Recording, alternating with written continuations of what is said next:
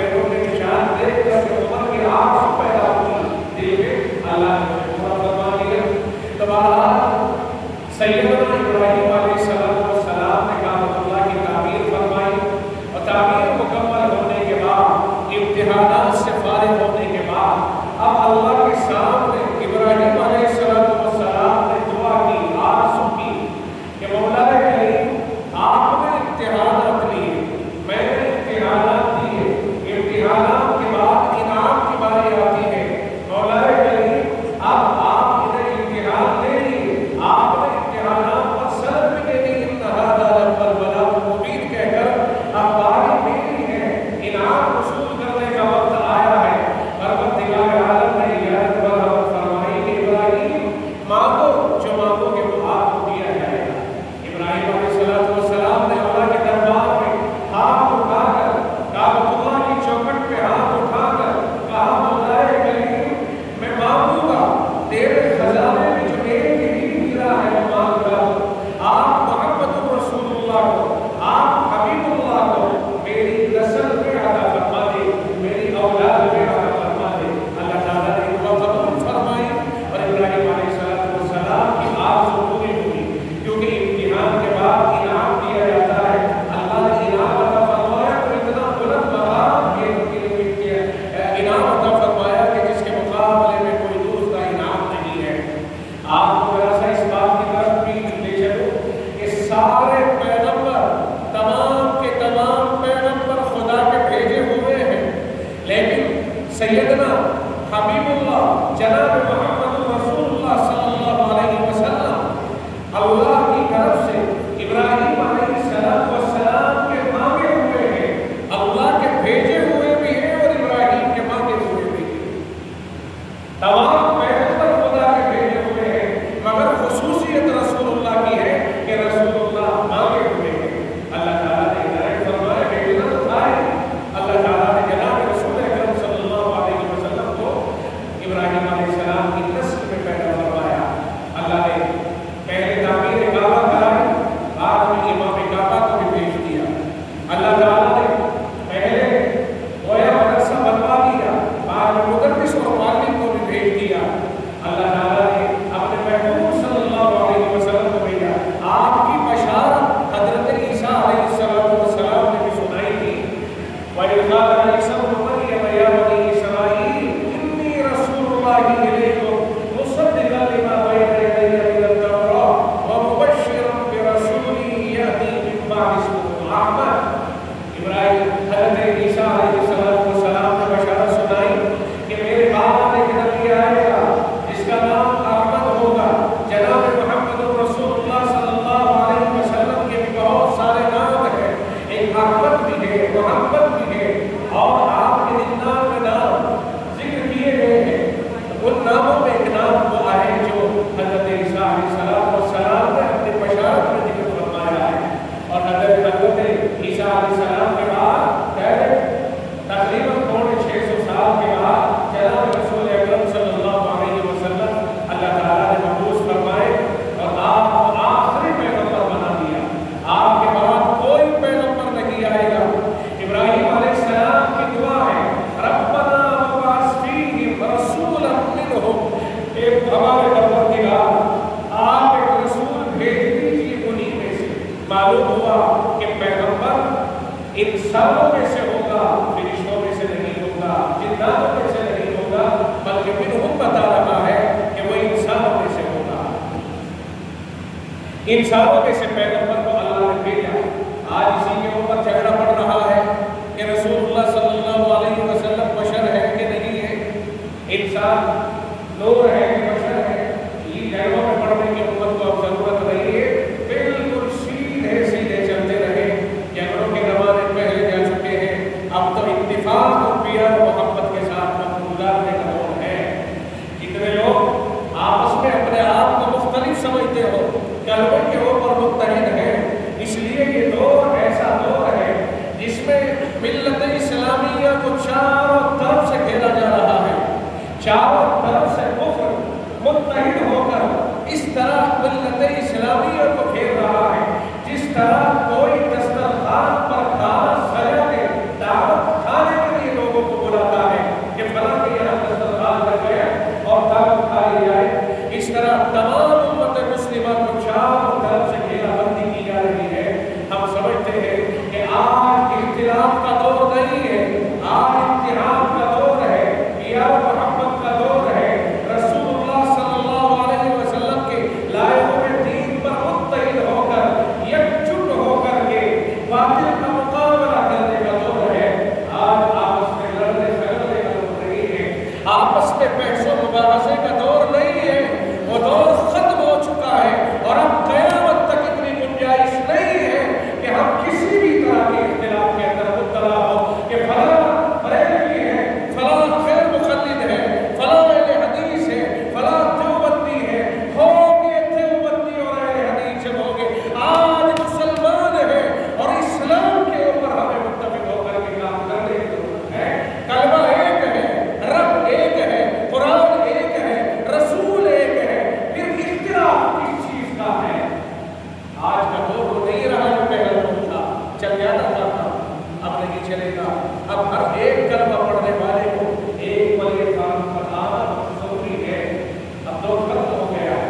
میں عرض کر رہا تھا کہ جناب رسول اکرم صلی اللہ علیہ وسلم کے لیے اللہ نے ابراہیم علیہ السلام نے دعا فرمائی، ربنا وابعث فیہم رسولا منہم، اے ہمارے پروردگار ایک رسول بھیج دیجیے آپ انہی میں سے۔ اس کے کاموں کی ذمہ داریاں اللہ نے قرآن کریم میں بیان فرمائی اور ابراہیم علیہ السلام کی دعا میں ان ذمہ داریوں کا ذکر فرمایا ہے کہ وہ پیغمبر کتنے کام کرے گا، یتلو علیہم آیاتہ، پہلا کام اس کا یہ ہوگا کہ وہ ان کے سامنے اللہ کی آیتیں پڑھ کر سنائے گا، قرآن کریم کی تلاوت کرے گا، وَيَتْلُو عَلَيْهِمْ آیَاتِهِ وَيُزَکِّیہِمْ، اور ان کا تزکیہ کرے گا، یعنی دلوں کو دنیاوی گندگی سے ان کی صاف کرے گا، وَيُعَلِّمُهُمُ الْکِتَابَ وَالْحِکْمَةَ، اور ان کو کتاب اور حکمت کی تعلیم دے گا، یعنی قرآن کریم کے الفاظ کے ساتھ ساتھ قرآن کے معنی بتائے گا اور ان کو حکمت یعنی سنت کی تعلیم دے گا۔ یہ ساری ذمہ داریاں ابراہیم علیہ السلام کی اس دعا میں اللہ تعالیٰ نے بیان فرمائی ہے۔ مگر بڑی ذمہ داریاں ہیں تو بڑی شان والا پیغمبر ہوگا نا، آپ کی شان اندر ان ذمہ داریوں کو تو میں بعد میں موقع آئے گا تو بیان کروں گا، مگر آپ کی شان اقدس کیسی ہوگی، اس کی یہ ذمہ داریاں ہیں۔ آپ کو کائنات کا پیغمبر بنایا گیا، آپ کی شان کیسی ہوگی، آپ کے بعد کوئی پیغمبر نہیں آئے گا، پھر آپ کی شان کیسی ہوگی، آپ کی خوبیاں کیسی ہوگی۔ اللہ نے ساری خوبیاں اپنے محبوب کے اندر ودیع فرمائی ہے۔ اللہ نے سارے پیغمبروں کی خوبیاں اکٹھی جناب رسول اکرم صلی اللہ علیہ وسلم کے اندر رکھ دی۔ حسن یوسف در عیسیٰ یعنی فیضا داری، آج خوبا بابا دارت تو تنہا داری، ساری خوبیاں اللہ نے محمد رسول اللہ صلی اللہ علیہ وسلم کے اندر جمع فرمائی۔ ابھی جب میں مسجد میں داخل ہوا تو مولانا راغب صاحب ایک نام پڑھ رہے تھے، حضرت ناموتوی رحمۃ اللہ علیہ، بڑی عجیب و غریب نام تھے، بڑی معنویت ہے۔ وہ پڑھ رہے تھے کہ سب سے پہلے مشیت کے انوار سے نقش روح محمد بنایا گیا، پھر اسی نقش سے مانگ کر روشنی بزم کون و مکان کو سجایا گیا۔ یہ بڑی عجیب و غریب نام ہے حضرت ناموتوی رحمۃ اللہ علیہ کی، اور بڑی عجیب انداز میں انہوں نے گویا کہ فلاں پھر رسول ہو کر کے انہوں نے اس طرح کی نام دی ہے۔ اللہ تعالیٰ ہم سب کے لیے راہ عمل اور راہ ہدایت کے طور پر اس نام کو منتخب فرمائے۔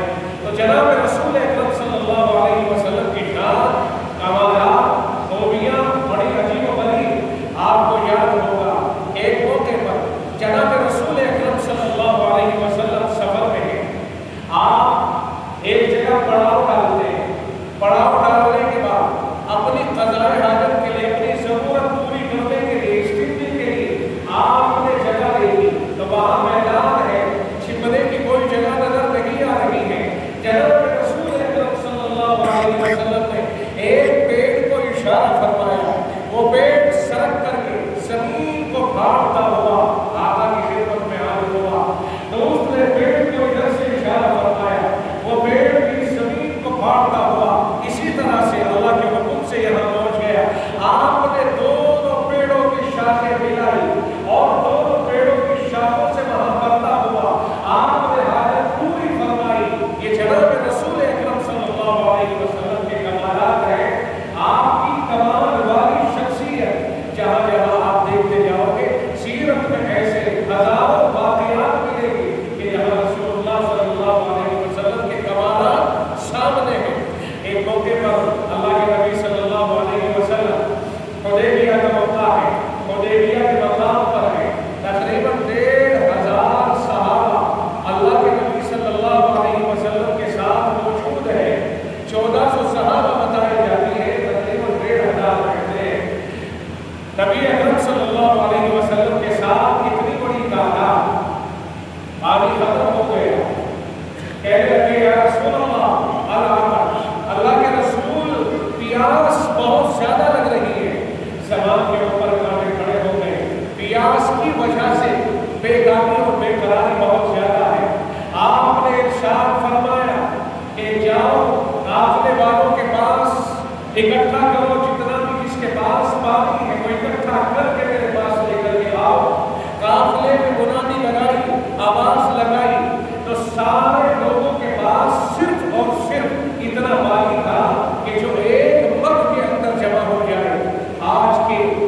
مقدار کے اعتبار سے تقریباً 1.5 کلو پانی نکلا ہوگا. اس پانی کو آقا کی خدمت میں پیش کیا گیا. یہیں سے ایک بات ثابت ہوتی ہے کہ آمنہ کا لخت جگر اپنے ہر اعتبار سے پیغمبر، ہر اعتبار سے ہر چیز کی طرف سے آپ کی پیغمبری اور نبوت ثابت ہو رہی ہے. یہ تو ہر پیغمبر اپنے تمام کے تمام اعتبارات سے پیغمبر ہوتا ہے. آمنہ کا لخت جگر بڑا نمایاں ہے. آپ کی ہر چیز بتاتی ہے کہ یہ پیغمبر ہے، غیر پیغمبر نہیں ہو سکتا ہے. آپ کی ہتھیلی بتا رہی ہے کہ یہ پیغمبر کی ہتھیلی ہے، غیر پیغمبر کی ہتھیلی نہیں ہو سکتی ہے. آپ کی ایڑی بتاتی ہے کہ یہ پیغمبر کی ایڑی ہے، غیر پیغمبر کی ایڑی نہیں ہو سکتی ہے. آپ کی انگلی بتاتی ہے کہ یہ پیغمبر کی انگلی ہے، غیر پیغمبر کی یہ انگلی نہیں ہو سکتی ہے. آپ کا لعاب دہن بتاتا ہے کہ یہ پیغمبر کا لعاب دہن ہے، کسی اور کا لعاب نہیں ہو سکتا ہے، کسی غیر پیغمبر کا لعاب نہیں ہو سکتا. معلوم ہوا کہ آپ کے تمام اعضاء آپ کی پیغمبری کے اوپر دلالت کرنے والے تھے. اس واقعے کے اندر جو میں آپ کو بتانے جا رہا ہوں کہ جناب رسول اکرم صلی اللہ علیہ وسلم کے پاس تھوڑا سا پانی لایا گیا. اس پانی کے اوپر آقا نے اپنی ہتھیلی رکھی، اس طرح جیسے ہی مرد کے سینے کے اوپر آمنہ کے لخت جگر کا یوں ہاتھ رکھا گیا. اور کتابوں میں لکھا ہے، سیرت کی کتابوں میں لکھا ہے کہ آپ کی انگلیوں کے درمیان سے پانی کے فوارے بہنے لگ گئے اور بہتے بہتے پانی تیزی کے ساتھ جمع ہونے لگ گیا. چاروں طرف سے لوگوں نے سمیٹنا شروع کیا. اپنے جو سالن تھے، اپنے جو اسباب تھے انہیں بھرا، پیا، اپنے جانوروں کو پلایا، تمام ضرورتیں پوری کی. اور اس کے بعد آقا صلی اللہ علیہ وسلم سے عرض کیا صحابہ نے، یا رسول اللہ قط، یا رسول اللہ، اللہ کے رسول بس کیجیے. صحابہ کا بیان ہے اگر رسول اللہ مد کے اوپر سے ہاتھ نہ اٹھاتے تو جزیرۃ العرب میں سیلاب آ سکتا تھا. یہ پیغمبر کی ہتھیلی بتاتی ہے کہ یہ پیغمبر ہی کی ہتھیلی ہے، غیر پیغمبر کی ہتھیلی نہیں ہو سکتی ہے. آپ کو یاد ہوگا ایک موقع پر کفار مکہ جمع ہے بنا کے میدان کو، 14ویں کا چاند آسمان فلکیت کے اوپر اپنی جلوہ سامانیوں کے ساتھ اور اپنی تابانیوں کے ساتھ مزین ہے. لوگوں نے بیہودہ سوال کیا. نبی رحمت صلی اللہ علیہ وسلم سے کہا کہ اگر آپ واقعی نبی ہیں، آپ واقعی رسول ہیں، جیسا کہ آپ کہتے ہیں کہ میں اللہ کا رسول ہوں، اگر آپ سچے رسول ہیں تو پھر ہم آپ سے ایک فرمائش کرتے ہیں. اگر آپ اس فرمائش کو پورا کر دیا تو پھر ہم مانیں گے کہ آپ رسول ہیں، اور اگر وہ فرمائش آپ نے پوری نہیں کی تو پھر ہم کہیں گے کہ آپ جھوٹے ہیں. آپ نے ارشاد فرمایا اگر میں نے تمہاری فرمائش پوری کر دی تو پھر کیا کرو گے؟ کہا ہم تمہیں سچا رسول مان لیں. یہ بات جب کفار مکہ نے کہی، بڑے بڑے سردار صدر وہاں موجود ہیں. اللہ کے نبی علیہ السلام نے اللہ کی اجازت سے کہا کہ ٹھیک ہے، آپ بتائیے کیا فرمائش ہے تمہاری. تو انہوں نے کہا کہ چاند اور سورج، چاند جو آسمان کے اوپر نکلا ہوا ہے، اگر آپ اسے 2 ٹکڑوں میں تقسیم کر دیں، اسے توڑ دیں تو ہم آپ کو رسول مان لیں. اب ایمانداری سے آپ بتائیے بیہودہ سوال ہے کہ نہیں؟ کوئی تو ہے سوال؟ آسمان پہ چاند چل رہا ہے اور ایک آدمی سے سوال کیا جا رہا ہے کہ اگر آپ چاند کو توڑ دیں تو ہم آپ کو رسول مان لیں. لیکن نبی رحمت صلی اللہ علیہ وسلم نے ارشاد فرمایا کہ ٹھیک ہے، اگر میں چاند کو توڑ دیا تو مجھے رسول مان لو گے؟ سب نے کہا کہ ٹھیک ہے، ہم آپ کو رسول مان لیں گے. آقا نے اللہ کی اجازت سے اللہ نے فرما دیا کہ ٹھیک ہے، آپ کو اٹھائیے سے اشارہ کرنا آپ کا کام ہے، چاند کو 2 ٹکڑے کرنا یہ میرا کام ہوگا. آقا نے اللہ کا نام لے کر آسمان کے اوپر چلنے والے چاند کی طرف اشارہ کیا. اپنی انگشت شاہ نے اس طرح سے جیسے چاند کی طرف کی، چاند 2 ٹکڑوں میں تقسیم ہو گیا اور یوں چلتا چلا گیا، چلتا رہا، یہاں تک کہ ایک ٹکڑا جبل ابو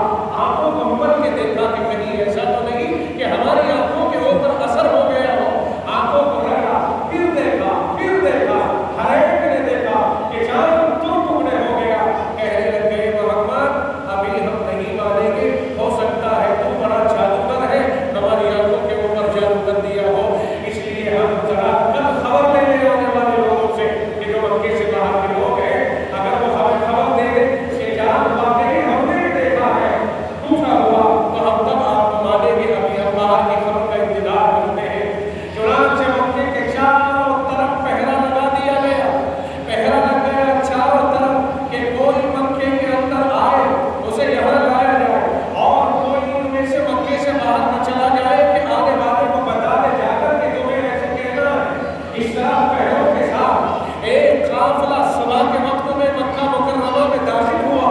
اس سے پوچھا گیا کہ یہ بتاؤ کہ کیا تم نے رات کے وقت میں چاند کو 2 ٹکڑوں میں تقسیم دیکھا ہے؟ انہوں نے کہا کہ ہاں، رات کے وقت میں ہم نے اچانک دیکھا کہ چاند ٹوٹ گیا اور 2 ٹکڑوں میں تقسیم ہو گیا.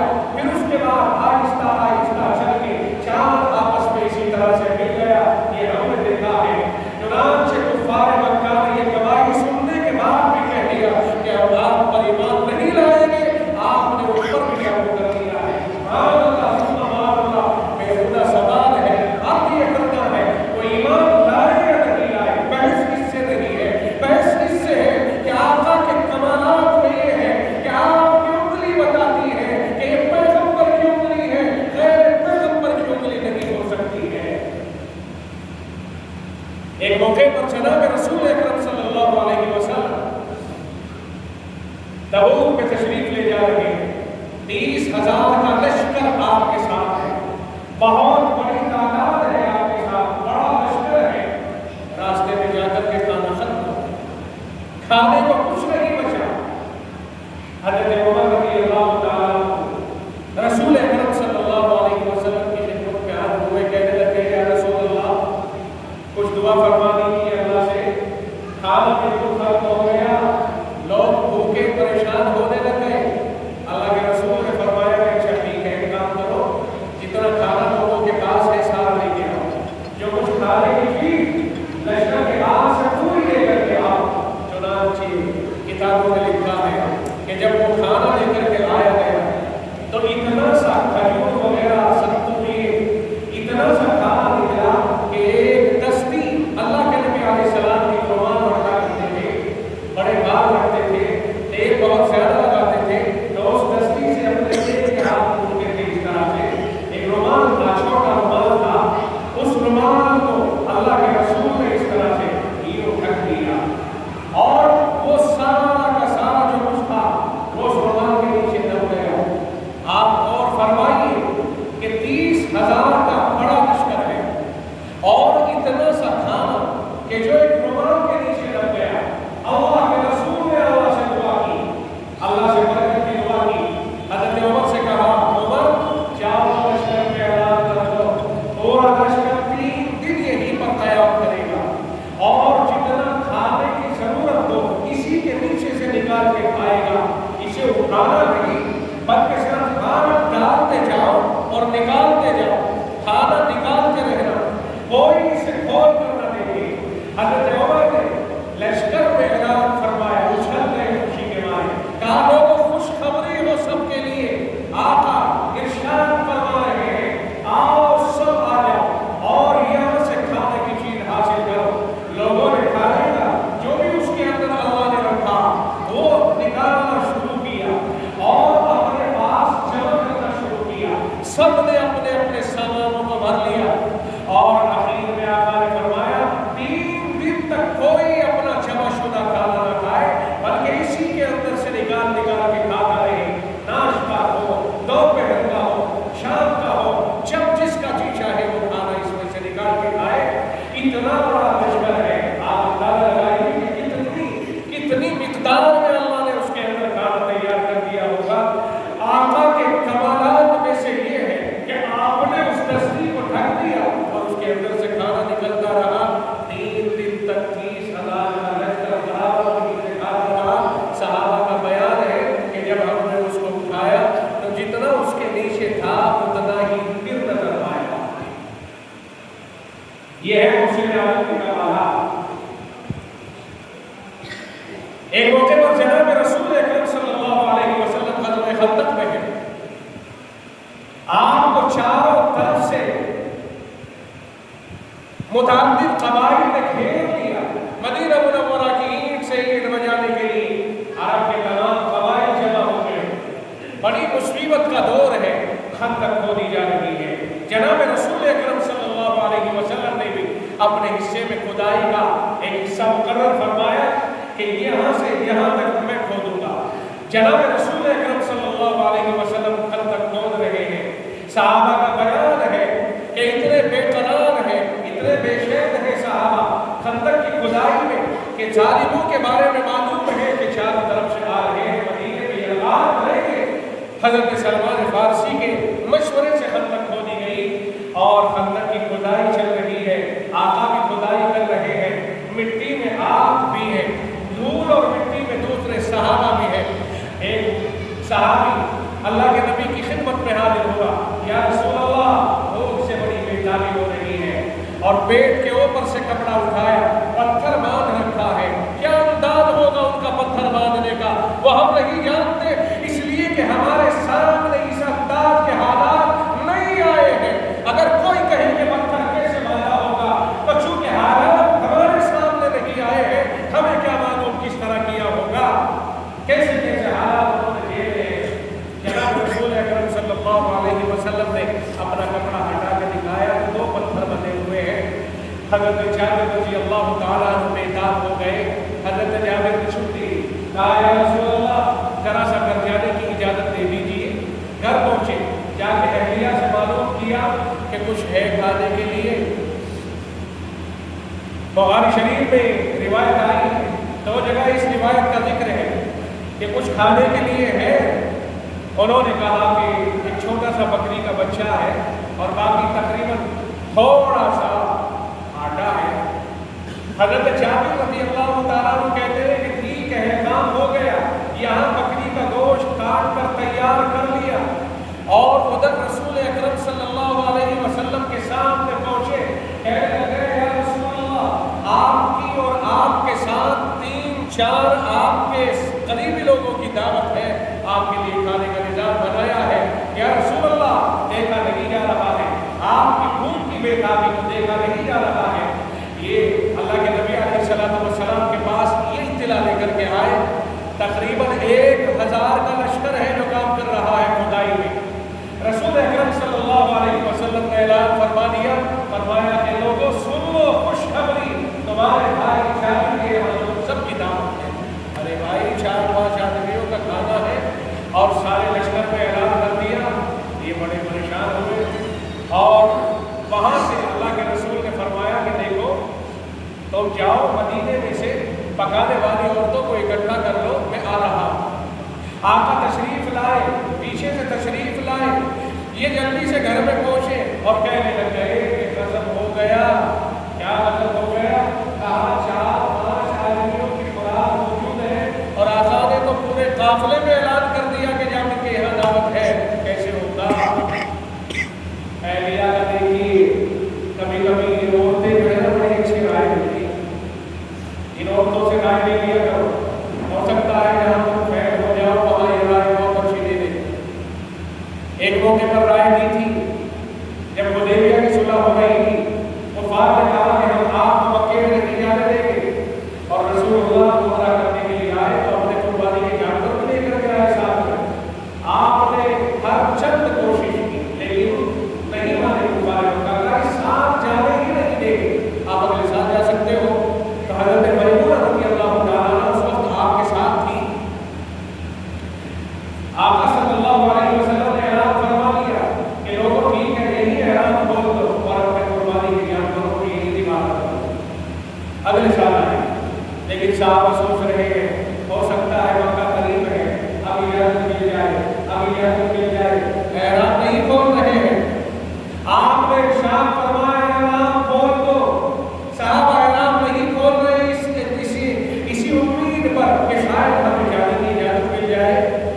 نبی رحمت صلی اللہ علیہ وسلم خیمے میں تشریف لائے اور حضرت ام سلمہ سے کہا، فرمایا کہ دیکھ رہی ہو تمہاری قوم بات نہیں مان رہی ہے، آپ ناراض ہو گئے، کہا بات نہیں مان رہے ہیں تمہاری قوم۔ حضرت ام سلمہ نے عرض کیا، یا رسول اللہ آپ دل برداشت نہ ہوئیے، یہ لوگ آپ کی نافرمانی نہیں کر رہے ہیں، ان کی کیا ہمت ہے کہ آپ کی نافرمانی کرے، یہ تو آپ کے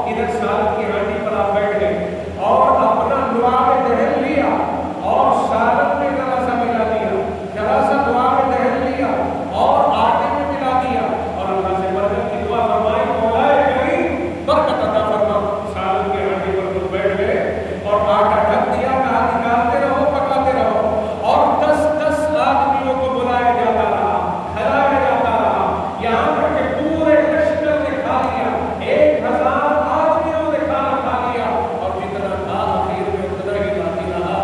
یہ کمالات مصطفی ہے، جناب رسول اکرم صلی اللہ علیہ وسلم کے کمالات ہے۔ اس شان کا پیغمبر اللہ تعالیٰ نے ہمیں عنایت فرمایا ہے، اس شان کا پیغمبر اللہ نے کائنات کو عنایت فرمایا ہے۔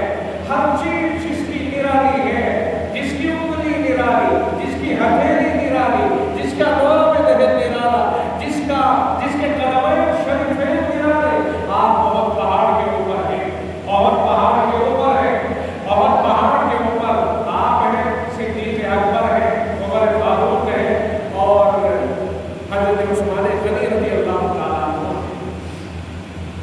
جناب رسول اکرم صلی اللہ علیہ وسلم بہت کے اوپر ہے، پہاڑ کے اوپر ہے، آقا صلی اللہ علیہ وسلم کے اوپر ہونے کے بعد پہاڑ مچلنے لگا، ہلنے لگ گیا، ہلا۔ اللہ کے رسول صلی اللہ علیہ وسلم نے پہاڑ کے اوپر ایڑی ماری اور ایڑی مارتے ہوئے ارشاد فرمایا، اس کو دیا جبل، پہاڑ ٹھہر جا۔ سمجھ رہے ہو؟ ایڑی رسول اکرم صلی اللہ علیہ وسلم نے پہاڑ کے اوپر ماری اور ارشاد فرمایا، اس کو دیا جبل، پہاڑ ٹھہر جا، فإِنَّ عَلَيْكَ نَبِيٌّ وَصِدِّيقٌ وَشَهِيدَيْنِ، فرمایا تیرے اوپر ایک نبی ہے، ایک صدیق ہے اور 2 شہید ہیں۔ اللہ کے نبی صلی اللہ علیہ وسلم کے ارشاد فرمانے کے بعد عمر نے کہا، اللہ کی قسم اب میں تو شہید ہی ہوں گا، مجھے شہادت کا مقام ملے گا، کیونکہ رسول اللہ صلی اللہ علیہ وسلم نے 2 شہیدوں کا ذکر فرمایا ہے اور ایک صدیق ہے، ایک میں ہوں ان شہیدوں میں۔ یہ صحابہ کرام کا بڑا مضبوط ایمان تھا، وہ ہماری آپ کی طرح نہیں تھے، آپ کو معلوم ہے ان کے یہاں جو کہہ دیا سو آخر ہو گیا۔ بات کرنے کا منشا یہ ہے کہ جناب رسول اکرم صلی اللہ علیہ وسلم کمالات سے بھرپور ہے۔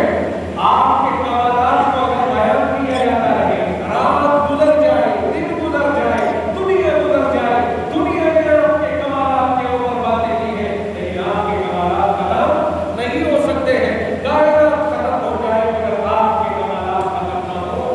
اللہ تعالیٰ نے ابراہیم علیہ السلام کی دعا سے پیغمبر عطا فرمایا، تو پیغمبر کی ذمہ داریاں ابراہیم علیہ السلام نے کیا بیان کی ہے، جو اللہ نے قرآن کریم میں بیان کی کہ تلاوت کلام اللہ اس پیغمبر کا وظیفہ ہوگا اور اس پیغمبر کی ذمہ داری ہوگی کہ وہ کلام اللہ کے الفاظ کے معنی بتائے گا۔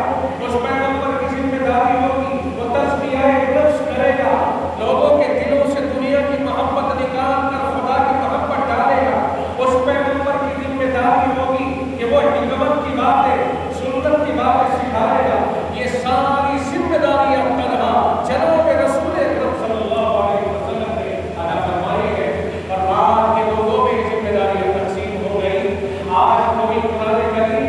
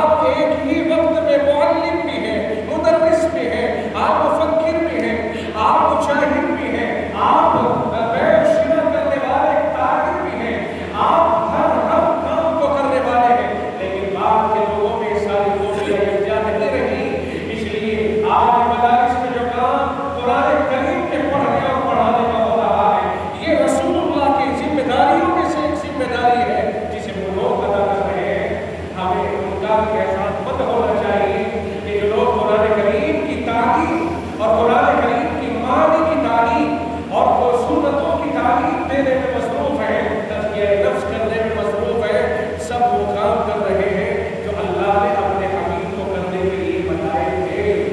آج وہ سارے کاموں کو کر رہی ہے، مگر ایک طبقہ نہیں بلکہ مختلف طبقات مل کر کے رسول اللہ کے سارے کاموں کو ادا کر رہے ہیں۔ کام سارے ہو رہے ہیں، کام سب ہو رہے ہیں، لیکن کوئی ایک محکمہ، کوئی ایک شعبہ، کوئی ایک ادارہ نہیں بلکہ مختلف اداروں کے لوگ کر رہے ہیں۔ آج اگر ہم یہ دیکھتے ہیں کہ ایک طبقہ تبلیغی منصب پر ہے اور وہ دین کو لوگوں تک پہنچا رہا ہے، ہم سمجھیں گے یہ بھی ہمارا معاون ہے۔ ایک طبقہ اگر مدارس میں کام کر رہا ہے، ہم سمجھیں کہ یہ بھی ہمارا معاون ہے۔ ایک طبقہ اگر خانقاہوں میں کام کر رہا ہے، اللہ کر رہا ہے، ہم سمجھیں کہ یہ بھی معاون ہے۔ کوئی اگر جہاد کا فریضہ انجام دے رہا ہے دنیا میں کہیں، تو ہم سمجھیں کہ یہ بھی ہمارا معاون ہے۔ کوئی ایک طبقہ اپنے آپ کو یہ نہ سمجھے کہ دین کا کام ہم ہی کر رہے ہیں، دوسرا نہیں۔ دوسرا سمجھے کہ دین کا کام ہم ہی کر رہے ہیں، یہ نہیں۔ کوئی تبلیغی یہ کہنے لگے کہ دین کا کام اصل تو ہم کر رہے ہیں، یہ کیا کر رہے ہیں؟ مدرسوں والے سمجھنے لگے کہ دین کا کام تو اصل ہم کر رہے ہیں، یہ کیا کر رہے ہیں؟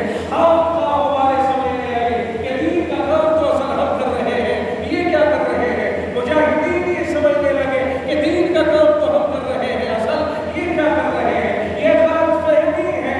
غلط فہمی کو نکالنا بہت ضروری ہے۔ بات یہ ہے کہ تمام کے تمام وہ کام ہیں جو اللہ کے رسول نے ادا کیے ہیں، اور ہم سب مل کر کے ایک دوسرے کی مدد کر رہے ہیں، ایک دوسرے کی معاونت کر رہے ہیں۔ ہم سب مل کر یہ کہیں کہ فلاں آدمی میرا مددگار ہے، وہ یہ کہے یہ میرا مددگار ہے، ہم ایک دوسرے کے مددگار ہیں۔ کوئی اپنے آپ کو مکمل کام کرنے والا سمجھ کر دوسروں میں تنقید نہ کرے۔ امید ہے کہ یہ باتیں آپ کے سامنے آئی ہیں۔ اللہ تعالیٰ ہم سب کو عمل کی توفیق اور رحمت فرمائے، اور اس دور میں اس موقع پر خاص طور سے ہمیں بہت محتاط رہنے کی ضرورت ہے۔ طرح طرح سی باتوں کے اوپر اشتعال میں نہ آئے، خاص طور سے ہمارے نوجوان طبقہ ہے۔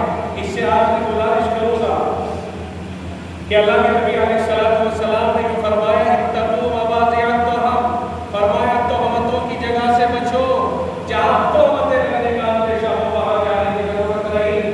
نوجوانوں، حساس علاقوں میں جانے کی کوئی ضرورت نہیں۔ دوستی بھی کرو تو محدود ہونی چاہیے۔ دوستوں کو دیکھ لو کہ دوست کیسے ہیں۔ ہر آدمی دوستی کرنے کے قابل نہیں ہوتا ہے۔ جناب رسول اکرم صلی اللہ علیہ وسلم نے فرمایا کہ المرء علی دین خلیلہ فلینظر احدکم من یخالل۔ آدمی اپنے دوست کے طریقۂ کار پر عمل پیرا ہو جاتا ہے، لہذا ہر ایک آدمی کو غور کرنا چاہیے کہ وہ کس سے دوستی کر رہا ہے۔ ہر آدمی دوستی کرنے کے قابل نہیں ہوتا، کیونکہ بعض دوست گمراہ کر دیتے ہیں اور دوستی کا واسطہ دے کر اسے گمراہ کر دیتے ہیں۔ اسی لیے قیامت کے دن یہ منظر بھی بیان قرآن کریم نے کر دیا آج بھی کہ قیامت کے دن دوستوں کی وجہ سے جو لوگ بیٹھے ہوں گے وہ کہیں گے یا ویلتا لیتنی لم اتخذ فلانا خلیلا، کاش کہ میں فلاں کو دوست ہی نہ بناتا، کیا ہی اچھا رہتا، کیونکہ دوستوں کی وجہ سے بہت سارے مسائل پیدا ہو جاتے ہیں۔ اس لیے اپنے دوستوں کے اوپر نظر رکھو۔ دوست تو ہو لیکن ایسا دوست ہو جو آپ کو دین کے اوپر چلنے کی پابندی کی بات کرے اور دین کے خلاف چلنے کی وجہ سے آپ کو سمجھائے۔ اللہ کے نبی علیہ السلام نے ارشاد فرمایا کہ وہ دو آدمی کہ جنہوں نے دوستی اللہ کے لیے کی ہو، ورجلان تحابا فی اللہ اجتمعا علیہ وتفرقا علیہ، وہ دو آدمی جنہوں نے دوستی اللہ کے لیے کی اور اگر جدا ہوئے تو اللہ کے لیے، ایسے آدمیوں کو اللہ تعالیٰ اپنے عرش کے سائے میں قیامت کے دن جگہ عطا فرمائے گا۔ تو بھائی دوستی تو کرو، لیکن دوست دیکھ لو کیسے ہے۔